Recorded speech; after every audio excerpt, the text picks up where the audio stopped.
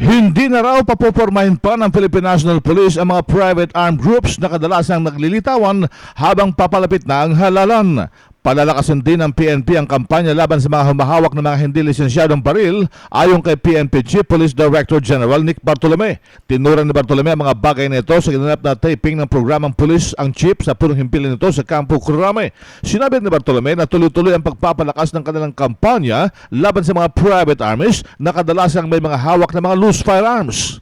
Kasi ang private armed group sa amin, ang definition namin napaka-higpit . Dalawang tao, magkasama kayo, may armas kayo, meron kayong common objective, ano? Private armed group na kayo.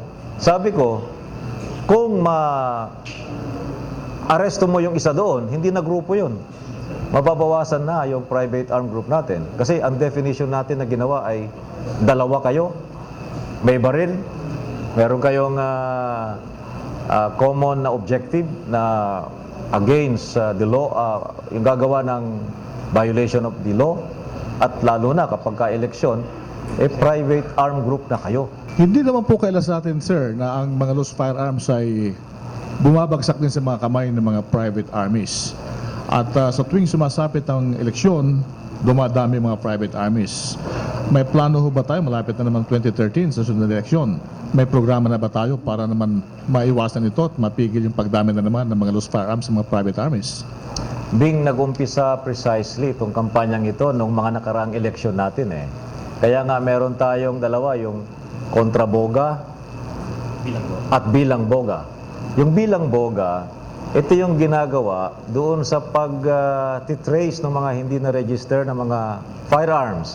Yung kontraboga, ito yung aggressive na kampanya ng Philippine National Police. Kasama na rin yung armed forces . Dahil nung magkakaroon na ng eleksyon, doon natin pinalakas ang kampanya natin because of the sinasabing private armed groups. Doon nag-umpisa itong kampanya na ito. At ipagpapatuloy natin ito sa mga susunod na hindi lamang eleksyon, actually, kung hindi, tuloy-tuloy ito na kampanya dapat ng PNP. Nagkataon lamang na inumpisahan ito noong mga nakaraang eleksyon. Si PNP Chief Police Director General Nicanor Bartolome, RH 911, Bing Formento ng DCRH, Nationwide.